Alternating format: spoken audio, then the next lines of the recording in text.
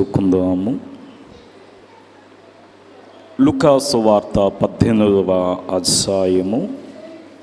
లూకాసు వార్త 18వ అధ్యాయము 35వ వచనాన్ని పఠించుకుందాం.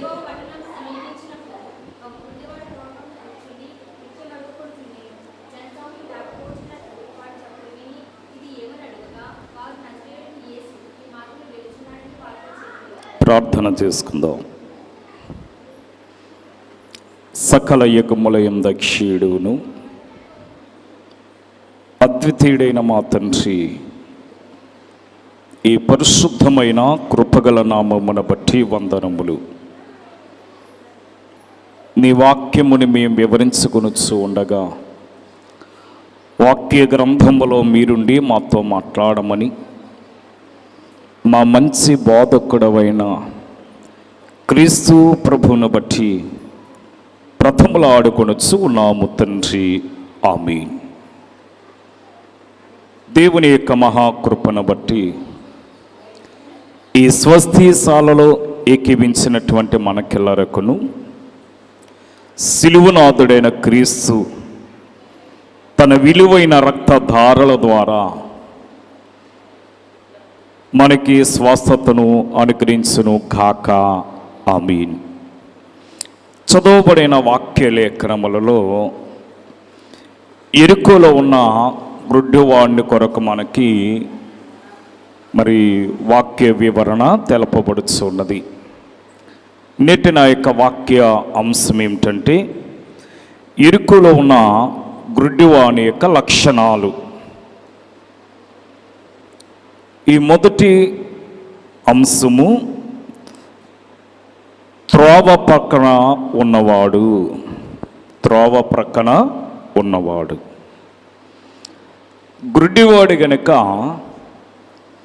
ఈ త్రోవలో నిలిచినట్లుగా మనం చూస్తూ ఉన్నాము. గుడ్డివాడికి దారి తెలియదు, త్రోవ తెలియదు. ఈ భిక్షం అడిగే గుడ్డివాడు గనుక సరైన దారిలో నడవలేనటువంటి గుడ్డివాడిగా మనము అతను గమనిస్తూ ఉన్నాము. గమ్యము ఎరగని గుడ్డివాడు త్రోవ ప్రక్కన ఉన్నవారికి విలువ ఉండదు. అలాగే ఈ గుడ్డివాడికి కూడా విలువ లేదు అనే విషయాన్ని మనం చూస్తూ ఉన్నాము. అలాగే ఒక విధముగా మనం ఆలోచిస్తే ప్రభువు లేకపోతే మనకి కూడా ఏమి లేదు, విలువ లేదు, విలువ రాదు. ఆయనను బట్టి మనకి ఘనత కీర్తి కలుగుతూ ఉన్నట్లుగా ఈ దినాన్న ఈ గుడ్డివాడికి క్రీస్తును బట్టి ఘనత కలుగుతున్నది అనే విషయాన్ని మనము చూస్తూ ఉంటాము. ఈ 36వ వచనానికి మనం వస్తే, ఆ జనులు లేక ఆ యొక్క జన సమూహము దాటిపోచున్నట్లు ఆ యొక్క శబ్దముని విని, అయ్యా ఇదేమిటి అని అడగగా, వారు ఇదిగో నజరేయుడైన యేసు ఈ మార్గమున వెళ్ళుచున్నాడని గుడ్డివాడికి తెలియజేశారట. రెండవ విషయం ఏమిటంటే యేసును గూర్చి విన్నవాడు. ఇందులో మనకి 7 పాయింట్లు మనకు కనపడుతున్నాయి. ఒకటి, త్రోవ ప్రక్కన ఉన్నవాడు. రెండవది, యేసును గూర్చి విన్నవాడు. మూడవది, యేసు కరుణగలవాడిని నమ్మినవాడు. నాలుగవది, మనుషుల చేత గద్దింపబడుతున్నవాడు. ఐదవది, యేసు క్రీస్తుతో మాట్లాడుతున్నవాడు. ఆరవది, విశ్వాసము గలవాడు. ఏడవది, దేవుని మహిమ పరిచినవాడు. ఇలాగన ఈ యొక్క ఎరికోలో ఉన్నటువంటి గుడ్డివాని యొక్క 7 లక్షణాలు మనకి కనపడుతున్నవి. అందులో మనము రెండవ లక్షణంలో మనమున్నాము. యేసును గురించి విన్నాడు, ఆ దారిని, ఆ శబ్దము. ఇతడు గుడ్డివాడే కానీ చెవిటవాడు మాత్రము కాడు. ఇతని చెవులు బాగుగా పనిచేస్తున్నాయి కనుక శబ్దాన్ని వింటూ అతడు అడుగుతున్నాడు, అయ్యలారా ఏమిటి ఈ యొక్క శబ్దము? మీరందరూ ఒకరు వెనక ఒకరు పరిగెత్తుకుంటూ వెళ్తున్నారు, ఎవరొస్తున్నారు ఏమిటి అని అడిగేటప్పుడు వారు చెప్పుకొచ్చిన మాట ఏమిటంటే, ఈ మార్గమున యేసు వెలుచున్నాడు. యేసును గురించి విన్నాడు, అక్కడున్న ప్రజలను ఆయన వెంబడిస్తున్నాడు, వారితో పాటు ఈ గుడ్డివాడు కూడా నడుస్తూ ఉన్నాడు. మనకి మార్కు సువార్త 5వ అధ్యాయము 25వ వచనాన్ని మనం గమనిస్తే, అక్కడ రక్తస్రావం గల ఒక స్త్రీ యేసును గూర్చి వింది. ఈవేళ ఎరికోలో ఉన్న గుడ్డివాడు యేసును గూర్చి విన్నాడు. ఈ యొక్క మార్కు సువార్తలో ఈ 12 సంవత్సరముల నుండి రక్తస్రావంతో ఉన్నటువంటి ఈ స్త్రీ యేసును గూర్చి విని తనకున్న బలహీనత నుండి ఆమె బాగుపడినట్లుగా మనము చూస్తున్నాం. ఈ దినాన మనం వినాలి దేవుని యొక్క వాక్యాన్ని.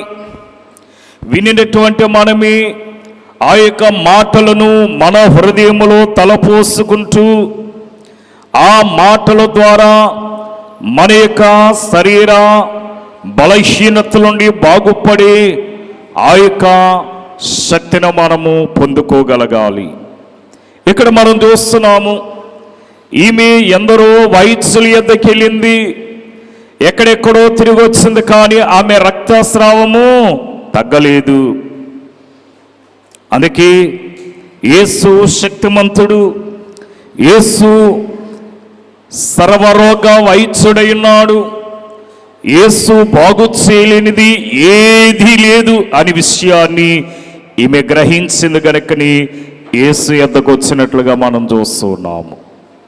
అలాగని యెజ్రా గ్రంథములోని కూడా 8వ అధ్యాయము 2వ వచనాన్ని మనం గమనిస్తే,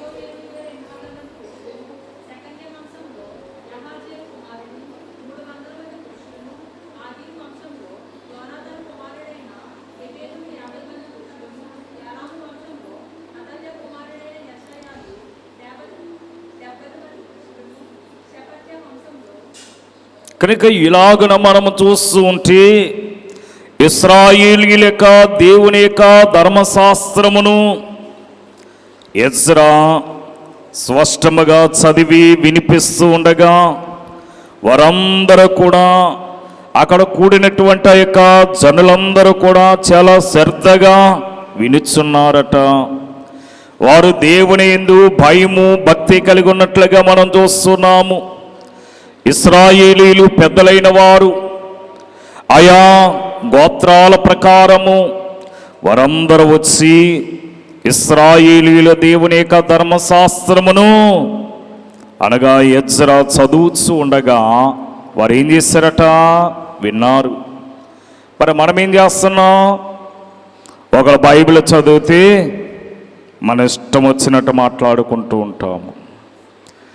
వాళ్ళ బైబిల్ చదివితే నాకెందుకు, వాళ్ళ పాటలు పాడితే నాకెందుకు అన్నట్టుగా మనమే నిర్లక్ష్య వైఖరితో మనం ఉంటాము గనుకని మనం అడిగేది ఏది కూడా మనకి జరగటం లేదు. ఆనాడు ఇశ్రాయేలీయులైన వారందరూ కూడా ధర్మశాస్త్ర విషయములో చాలా ప్రావీణ్యతను వారు ఎరిగిన వారై ఉన్నారు. కనుక మనము యేసును గురించి వినాలి. ఈవేళ యేసును గురించి మనము వినకపోవటాన్ని బట్టి అనేకమైన మేలును మనం పోగొట్టుకుంటూ ఉన్నాము. యేసుక్రీస్తు పాపులకు రక్షకుడిగా ఈ లోకానికి వచ్చాడు. అనగా పాపిని రక్షించాడు, పాపము నుండి విమోచించాడు. పాపం ద్వారా పతనం అయిపోతున్నటువంటి మానవ వ్యవస్థను రక్షించడానికి దేవుడే తన కుమారుడైన యేసుక్రీస్తుని ఈ లోకానికి పంపినట్లుగా మన వాక్యములో చూస్తూ ఉన్నాము. అలాగే మూడవదిగా మనం గమనిస్తే యేసు కరుణ గలవాడని నమ్మాడట. అనగా ఈ గుడ్డివాడు చూపులేక తన కన్నులు తెరవలేని పరిస్థితులు, అనగా కన్నులుండి చూడలేని స్థితిలో ఉన్నటువంటి ఈ యొక్క మరి ప్రజానికము ఆ గుడ్డివాడిని చూస్తూ వారు వెళ్ళిపోతూ ఉన్నారు. కానీ గుడ్డివాడు చూడక ఆ శబ్దాన్ని విని వారితో అక్కడ ఎవరున్నారో తెలియదు, అతడు మాట్లాడుతూ ఉన్నాడట. 38వ వచనములో కనుక యేసు అక్కడున్నాడని ఇతనికి ఎలా తెలుసు? తెలియదు, కానీ కేకలు వేస్తున్నాడు. ఏమని? యేసు, ఓ దావీదు కుమారుడా, నన్ను కరుణించు అని గట్టిగా కేకలు వేస్తుంటే ఆ కేకలు యేసు యొక్క చెవిని పడినట్లుగా మనం చూస్తున్నాము. అనగా కేకలు, ఆ కేకలకు యేసు ఆగి అనగా తన శిష్యులైన వారిని అడుగుతున్నాడు, ఏమిటో కేకలు అనేటప్పుడు వారంటారు, అయ్యా ఇదిగో త్రోవ ప్రక్కన ఉన్నటువంటి ఒక గుడ్డివాడు కేకలు వేస్తున్నాడు. త్రోవ ప్రక్కన ఉన్న గుడ్డివాడు కేకలు వేస్తున్నాడు. ఏమని కేకలు వేస్తున్నాడంటే, యేసు నన్ను కరుణించు.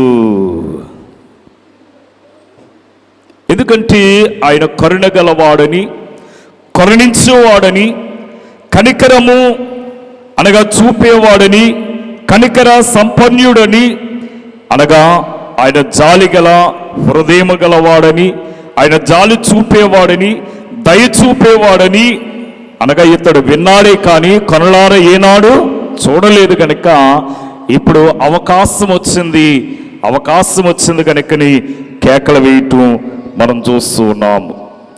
అందుకే ఇక్కడ మనం గమనించినట్లయితే అనగా దేవుని యొక్క పరిశుద్ధ లేఖనములలో యోనా గ్రంథము 4వ అధ్యాయము 2వ వచనములో ఒక మాట ఉంది. యోనా గ్రంథము 4వ అధ్యాయము 2వ వచనములో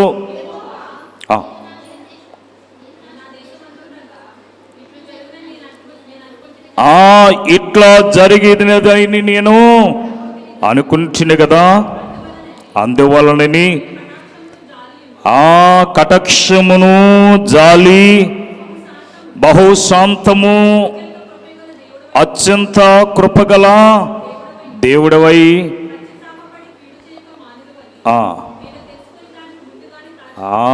ఏం చేస్తాడట ఇప్పుడు గుడ్డివాడు? అనగా యోనావతి ఆయన కటాక్షము, ఆయన జాలి బహుశాంతము గలవాడు, అత్యంత కృపగల దేవుడని ఎరిగాడు. కానీ మరి కనులుండి యోనా గారు ఎరుగుంటే కనులు లేక ఈ ఎరుకోలో ఉన్న గుడ్డివాడు కూడా ఆయన యొక్క మరి నీతి కార్యములను ఆయన వినిచ్చు, ఆయన కరుణ వాత్సల్యము గలవాడు, ప్రేమ గలవాడని విన్నాడు గనుకని, దావీదు కుమారుడా నన్ను కరుణించని కేకలు వేయిచ్చు ఉన్నాడట. మరి కేకలు వేయించిన వాడిని విడిచి యేసు వెళ్ళిపోయాడా? ఈనాడంటే నాయకులైన వారు విడిచి వెళ్ళిపోవచ్చు. ఈనాడు నాయకులు చూచి చూడనట్టుగా వెళ్ళిపోవచ్చేమో, కానీ యేసు యూదులకు యోధా కుదమ సింహమై ఉన్నాడు గనుక, ఆయనే రాజులకు రాజు అయి ఉన్నాడు, ఆయనే ప్రభువులకు ప్రభు అయి ఉన్నాడు గనుక ఈ గుడ్డివాడి యొక్క కేకల కట్ట ఆయన వెనక్కి వచ్చినట్లుగా మనము చూస్తూ ఉన్నాము. 39వ వచనములో చూడండి, అక్కడ చాలా మంది ఆ జనసమూహము ఎలుచు ఉండేటప్పుడు ఆ ప్రక్కన ఉన్నవారు అంటున్నారు, అయ్యా ఊరుకోవయ్యా, ఆయన అప్పుడే చాలా దూరం వెళ్ళిపోయాడు, కేకలు వేస్తున్నా ఎందుకు, ఊరుకో అంటున్నారట. మనుషుల చేత గద్దింపబడుచున్న గురుడివాడు ఏమంటున్నారు, వారు ఊరుకోమంటున్నారు. ఈ గురుడివాడు దేవుని ఎద్దకు రావటానికి అక్కడున్న కొందరు మనుషులకు వీడు బాగుపడుట ఇష్టము లేదు. ఉందంటారా? వీడు బాగుపడితే వారి జీవన విధానం కుంటుపడిపోద్ది. వీడు బాగుపడితే ఇతను తీసుకొచ్చి ఆ రోడ్డు మీద విడిచిపెడుతున్న ఆ యొక్క మనుషులకు రాబడి రాదు. ఇది నాలో చాలా మందిని మనం చూస్తున్నాం. చాలా మందిని మనం చూస్తాం. ఆయా టెంపుల్ దగ్గర, ఆయా గుడుల దగ్గర, ఆయా ప్రార్థనా మందిరముల దగ్గర కొంతమంది భిక్షగాళ్ళను తీసుకొచ్చి కూర్చోబెడుతూ ఉంటారు. అనగా వారు ఉదయం మొదలుకుని సాయంకాలం వరకు వారు భిక్షమెత్తిన తర్వాత మరలా సాయంకాలం వచ్చి ఆ మనుషులను మరలా మోసుకుని పోతూ ఉంటారు. ఎందుకు కూర్చోబెడుతున్నారు అంటే, ఆ మనుష్యుడు ఉదయం నుండి సాయంకాలం వరకు కూడా ఏం చేయాలి? భిక్షమెత్తాలి. ఆ వచ్చిన ఆ యొక్క రాబడి తీసుకొచ్చిన వాడికి మేలు కలుగుతుంది. ఇటువంటి వారు సమాజంలో చాలామంది ఉన్నారు. అటువంటి వారు అంటున్నారు కదా, ఊరుకోవయ్యా అంటున్నారు. మత్తయి సువార్త 5వ అధ్యాయము 11వ వచనంలో ఒక మాట ఉంది. అక్కడ చూడండి, నా నిమిత్తము జనులు మిమ్మల్ని నిందించి హింసించి మీ మీద అబద్ధముగా చెడ్డ మాటలు పలికినప్పుడు మీరు ధన్యులు. యేసు నన్ను రక్షించని అతడు నోరారా పిలుస్తుంటే అక్కడున్నవారు ఏమంటున్నారు? ఊరుకో, నోరుమి అంటున్నారు. 40వ వచనాన్ని చూడండి. ఆ యొక్క స్వరము ఎవరికి వినపడ్డది? ఇప్పుడు యేసుకు వినపడింది. ఆయన నిలిచి వానిని తన యొద్దకు తీసుకుని రమ్మనును. కనుక ఇక్కడ మనం గమనిస్తే ఆయన నిమిత్తం జనులు ఆయనను నిందించారు, ఇంకా మనము దూషించారు. యేసుని పిలుస్తుంటే ప్రక్కనున్న వారికి బాధ కలిగింది. యేసును నమ్ముకుంటే కొందరికి అసూయ. నువ్వు యేసును నమ్ముకుంటే నీ ఇంటివారు, నీ బంధువులు, నీ స్నేహితులు, ప్రక్కవారు నిన్ను దూషిస్తారు. అందుకే మనము ధైర్యం కలిగి ప్రభు కొరకు నిలబడాలి. ఈనాడు లోకంలో మనం చూస్తున్నాం, తయంట బయలుదేరిందమ్మా, ఒక పుస్తకం అట్టుకి వెళ్ళిపోతుంది అన్నవాళ్ళు లేరా? ఉన్నారు లోకములో. నీ బంధువులే నిన్ను ద్వేషిస్తారు, నీ స్నేహితులే నిన్ను హేళన చేస్తూ ఉంటారు. ఎవరు నమ్ముకుంటే? యేసయ్యను నమ్ముకుంటే. అందుకే నా నిమిత్తము జనులు మిమ్మను ద్వేషిస్తారనే మాటను మనం చూస్తున్నాము. ఈనాడు లోకములో మనము క్రీస్తు కొరకు ద్వేషింపబడిన వారమై ఉండాలి. క్రీస్తు కొరకు అవసరమైతే నిందలు భరించే వారమై ఉండాలి. ఇక్కడ మనం గమనించినట్లయితే మనుషుల చేత గద్దింపబడుచున్న వాడుగా 4వ లక్షణాన్ని మనం చూస్తున్నాం. ఈ ఎరుకలో ఉన్న గురుడివాడు కళ్ళు లేకపోయినా ఏం చేస్తున్నాడట?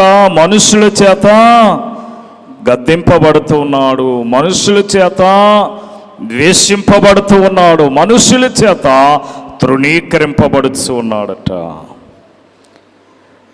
కళ్ళు లేని వాడికి ఇంత శ్రమ వస్తే కళ్ళున్న మనకింకా ఎంత బాధ కలుగుతుంది? అతని ముఖం మీద ఊరుకోవయ్యా అంటుంటే, అతని ముఖం మీద దూషిస్తుంటే ఏం చేస్తున్నాడు? కళ్ళు కనపడవు గనక ఏమీ చేయటం లేదు. మరి కళ్ళున్న మనము కూడా ఏం చెయ్యాలట? ఏమీ చేయకూడదు. అందుకే అయ్యగారు అన్నారు, నీవాడు ప్రతి మాట నీవు మరచిదివేమో కానీ దేవుండు మరవడు. అయ్యగారు కీర్తనలో చక్కగా వర్ణించారు. కనుక మనమాడు ప్రతి మాట రేపటి దినాన తీర్పులోనికి వస్తుందట. ఐదవదిగా మనం గుర్తించినట్లయితే, యేసుక్రీస్తుతో మాట్లాడుతున్నవాడు ఇప్పుడు కళ్ళు లేని ఈ గుడ్డివాడికి యేసుతో మాట్లాడే అవకాశం వచ్చింది. ఎప్పుడొచ్చింది? ఏమ్మా, ఇతడు ఎప్పుడవుతే యేసు నన్ను కరుణించు దావీదు కుమారుడా, నన్ను దాటిపోకు, నన్ను కరుణించు అని కేకలు వేశాడు. ఆ కేకలి యేసుని తన యొద్దకు పిలిచినట్లుగా, తన యొద్దకు నడిపించినట్లుగా మనం చూస్తూ ఉన్నాము. 41వ వచనాన్ని మనం చూస్తే చూడండి, యేసు ఈ యొక్క వ్యక్తితో మాట్లాడుతూ, నేను మీకు ఏమి చేయగూరుచున్నాను. యేసుతో మాట్లాడుతున్న గుడ్డివాడు, ఇద్దరి మధ్య సంభాషణ. నా ప్రభువు అంటున్న గుడ్డివాడు,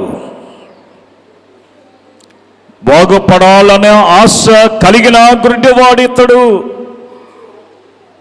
బాగుపడాలనే ఆసక్తి ఆ గుడ్డివాళ్ళలో కనబడుచున్నది. అందుకే నీవు కూడా నీ బలహీనతల నుండి, నీ అస్వస్థతల నుండి, అనారోగ్యతల నుండి నీవు బాగుపడాలని ఆశ నీలో ఉంటే నీవు కూడా యేసును ప్రాధేయపడాలి. అలాగూ నీవు వేడుకున్నట్లయితే తప్పకుండా ఆయన బాగు చేస్తాడు. బాగు చీటకైనా మాట చాలు. కనుక ఇక్కడ మనం చూస్తున్నాం, మాట సెలవిస్తే రోగులైన వారు ఎందరో బాగుపడ్డారు. మాట సెలవిస్తే చనిపోయిన వారు బాగుపడ్డారు. అందుకని ఆయన మాట సెలవిస్తే ఈవేళ మనం బాగుపడదాం. చూడండి, ఇర్మియా గ్రంథములో 8వ అధ్యాయం 22వ వచనములో అక్కడ అంటున్నాడు, గిలాదులో గుగ్గీలము ఏమీ లేదా అంటున్నాడు. అక్కడ ఏ వైద్యుడును లేడా? నా జనులకు స్వస్థత ఎందుకు కలగకపోవచ్చున్నది. గిలాదులో గుగ్గీలము అనగా యేసు క్రీస్తు పరమ వైద్యుడు. గిలాదు అనగా ఆయన్ని, ఈ బుగ్గీలనగా ఆయనే సమస్తమును బాగు చేయగలవాడు. అందుకే వైద్యుడికి మించిన వైద్యుడు. మనం పాడుకుంటాం, రోగులను కొందరును చూచి బాగు చేయలేదు అనలేదు. అనగా రోగులైన వారిని చూచి ఆయన బాగు చేస్తాడు. ఇది నాన్న మనము ఈ స్వస్తిశాలలోకి వస్తున్నటువంటి మనము, ఆయన బాగు చేస్తాడు, ఆయన నన్ను బలపరుస్తాడు, ఆయనే నన్ను స్వస్థతపరుస్తాడని ఆశ నమ్మకముతో మనము ఈ స్వస్తి సాళ్ళకు మనం వస్తే ఆయన నీ ఆశను బట్టి, నీ విశ్వాసమును బట్టి, నీ నమ్మకమును బట్టి ఆయన నిన్నేం చేస్తాడట? బాగు చేయవాడై ఉంటాడు. ఆయన బాగు చేస్తాడు. వెంటనే ఆ యొక్క గుడ్డివాడు యేసుతో మాట్లాడే చక్కని అవకాశము ఆయన సంపాదించుకున్నాడు. ఆరోదుగా మనం గమనించినట్లయితే విశ్వాసము గలవాడు 42వ వచనములో విశ్వాసము గల గుడ్డివాడు, అతని విశ్వాసము అతని కళ్ళు తెరిపించాయి, కొండవిప్పు కలిగినట్లుగా మనం చూస్తూ ఉన్నాము. అక్కడ కార్యము జరిగింది, స్వస్థత కలిగింది, అద్భుతము జరిగింది. యేసయ్య రావటాన్ని బట్టి పుట్టినది మొదలుకొని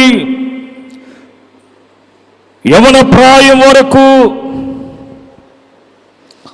కన్నులు లేకుండగా జీవించినటువంటి ఈ మనుషునికి దేవుని కుమారుడైన యేసుక్రీస్తు ఎప్పుడు చూడలేనటువంటి ఆ యొక్క ప్రకృతిని చూసి అనుభూతిని కలిగించాడు. అతను చూసే అవకాశం అతనికి లభించింది. కారణం ఏమిటంటే విశ్వాసమును బట్టి. అపొస్తలుల కార్యములలో 16వ అధ్యాయము 31వ వచనములో దేవుని యందు విశ్వాసం ఉంచాలి, ప్రభు అయిన యేసునందు విశ్వాసం ఉంచుము, అప్పుడు నీవును నీ ఇంటి వారును రక్షణ పొందెదరు, లేక రక్షింపబడుదురు. ఈ శిరస్సాల నాయకుడు యేసునందు విశ్వాసం ఉంచాడు గనుకని రక్షింపబడినట్లుగా మనం చూస్తూ ఉన్నాము. విశ్వాసమును బట్టి ఎన్నో కార్యములు జరుగుతాయి అని మనం ఏం చేయాలి? నమ్మాలి. అందుకే దైవవచనుడు కీర్తనలు అంటారు, అట్టి విశ్వాసము అమిరిన రోగికి ఎట్టి రోగమైనా ఎగిరిపోదా. ఈవేళ విశ్వాసము కలిగి ఈ రోగి ప్రభువుని అడుగుతూ ఉన్నాడు. అలాగే ఎఫెసీయులకు రాసిన పత్రికలోని కూడా అపొస్తలుడైనటువంటి పౌలు ఈ మొదటి అధ్యాయము 13వ వచనములో చూడండి, మీరును సత్యవాక్యమును అనగా ఆ రక్షణ సువార్తను విని క్రీస్తునందు విశ్వాసముంచి వాగ్దానము చేయబడిన దేవుని ఆత్మచేత ముద్రింపబడితిరి. మనము ముద్రింపబడిన వారమై ఉండాలి. క్రీస్తునందు విశ్వాసముంచేవారు దేవుని ఆత్మచేత ఏం చేయబడతారట? ముద్రింపబడిన వారు ఉంటారు. ఈవేళ విశ్వాసము గలవాడు, విశ్వాసము ఏం చేస్తుంది? మన భక్తిని పెంపొందింపజేస్తుంది. విశ్వాసము ద్వారానే స్వస్థత. అందుకే ఆయన అంటాడు, నమ్ముట నీ వల్ల అవుతి, నమ్మవానికి సమస్తము సాధ్యమే. కనుక నీ విశ్వాసమే నిన్ను బాగు చేయనుగా కంటున్నాడు. ఈవేళ ఈ గుడ్డివాని యొక్క విశ్వాసము ఆ గుడ్డివాడికి కన్నులను తెరిపించింది. ఏడవదిగా మనం గమనించినట్లయితే దేవుని మహిమపరిచిన వాడు ఎరుకోలో ఉన్న గుడ్డివాడు. 43వ వచనాన్ని గమనిద్దాం. వెంటనే అనగా ఎప్పుడైతే యేసు యందు విశ్వాసం ఉంచాడో, ఎప్పుడైతే అతడు క్రీస్తును నమ్మాడు, ఆయన యొక్క మాటలను విన్నాడు, వెంటనే వాడు దేవుని మహిమపరచచ్చు ఆయనను వెంబడించినటువంటి గుడ్డివాడు. ఇది నన్ను చాలా మంది అంటారయ్యా, ఈ బలహీనత నుండి దేవుడు నన్ను బాగు చేస్తే, ఈ అస్వస్థత నుండి దేవుడు మా కుటుంబాన్ని లేవనెత్తితే మేము దేవుని యొక్క మందిరాన్ని విడిచిపెట్టాం, ఆయననే మేము ఆరాధిస్తామంటారు. ఆ కాస్త అయిపోయింది అనుకోండి, దేవుడే గుర్తురాడు, దేవాలయము కూడా వారికి గుర్తుండదు. ఇది నాన్న ఎంతమంది ఇటువంటి వారు ఉన్నారు అనగా దేవుడు చేసిన ఉపకారములను వారు రుచి చూచి దేవుని విడిచిపెట్టిన వారు లోకములో ఎందరో ఉన్నారు. కానీ ఈ కనులు లేనటువంటి గుడ్డివాడు ఎప్పుడైతే కనులు కలిగాడో వెంటనే యేసును వెంబడించాడట. ఒకప్పుడు కళ్ళు లేని గుడ్డివాడు త్రోవ ప్రక్కన ఉన్నటువంటి వాడు దేవుని మహిమను పరుచినట్లుగా మనం చూస్తూ ఉన్నాము చరిత్రలోని. అందుకే అంధకారమనే చీకటిలో నుండి ఇప్పుడు వెలుగులోనికి అతడు ప్రవేశించాడట. అందుకనే మనము కూడా క్రీస్తు యొక్క మహిమను ప్రచారం చేసేవారమై ఉండాలి. కీర్తన గ్రంథములో ఒక విషయాన్ని మనకు చూపిస్తాడు. 50వ అధ్యాయము 23వ వచనాన్ని మనం గమనిస్తే,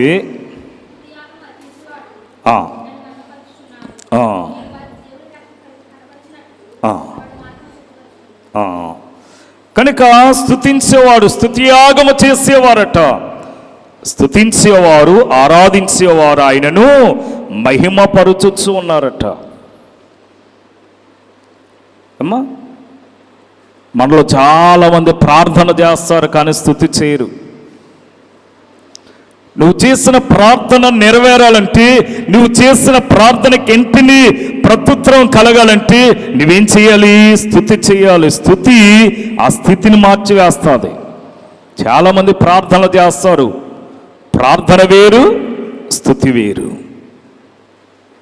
అందుకే ఇక్కడ స్తుతి చేయవారు ఆరాధించేవారు ఆయనను మహిమపరిచేవారు, ఆరాధించుట ద్వారా దేవునికి మహిమ, మన క్రియలను బట్టి దేవునికి మహిమ రావాలి. మన ప్రవర్తనను బట్టి, మన నడవడికను బట్టి, మనం మాట్లాడే మాటను బట్టి దేవునికి మహిమ రావాలి. కొంతమంది మనల్ని పరీక్షిస్తూ ఉంటారట. ఏం చేస్తారు?